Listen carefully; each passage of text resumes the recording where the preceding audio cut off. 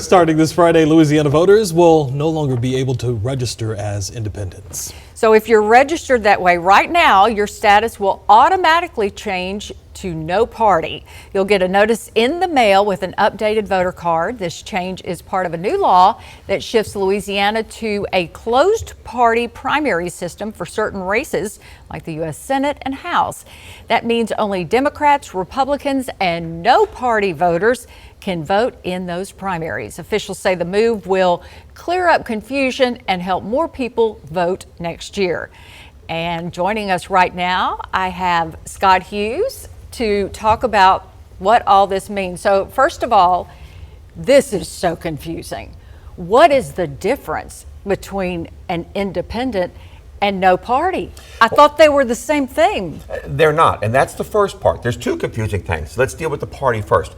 This is good. I know a lot of people are going to be upset. This is good. They registered independent. I'm using my air quotes because they thought that meant they weren't associated with the party. But there's actually an independent party in Louisiana. It's a subpart of the what I believe is the American Independent Party, which is probably a little right. And so they were not no party. They're actually part of an organized party. So what the secretary is doing is she's merely removing those 150,000 people that probably think they're in no party and putting them in no party. That's good. They're going to lose nothing. They're going to end up where they thought they were. They're actually going to be not attached to a party.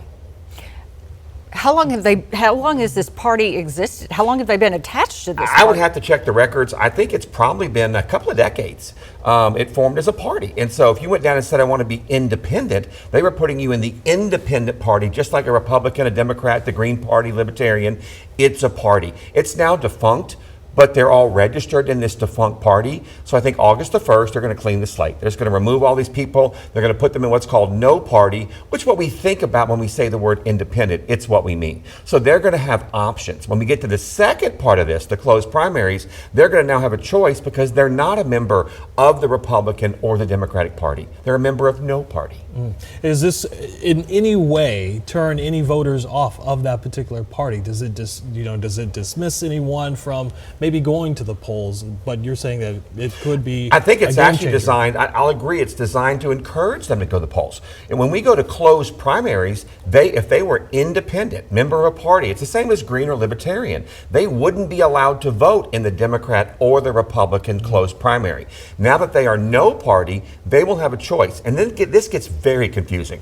But they'll have a choice at the start of each of these election cycles when the closed primaries begin. Do they want to vote in the Republican side or the Democratic side? So they can still go and vote for candidates in the closed primary. But once you decide I'm going to vote, like with the big one, the first one coming up is going to be the U.S. Senate race next spring, and the Cassidy seat. And so they'll have a decision. Do I want to vote in the early rounds for the Democratic candidate or the Republican candidate? Once you choose, you're locked into that side for that whole cycle. Because the confusion becomes, we'll now have 3 rounds of elections.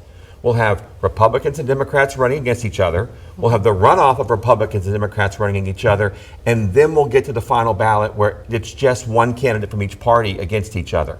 And everyone gets to vote on that election regardless what party you are. Like it is for almost every other state. This is called elections in everybody. We call it open primary, but everywhere else this is called the election cycle. Our friends in Texas have done this forever. Yeah, I was about to say in Texas we've never this is had to deal with this before. a very strange animal. Okay, quick question. Who's likely to benefit the most, Republicans or Democrats? I don't think either party is going to benefit. They benefit equally. In fact, ironically, the Democrats may actually benefit in Louisiana more because right now a lot of these races end up being 2 Republicans on the final ballot because Louisiana is a more Republican state.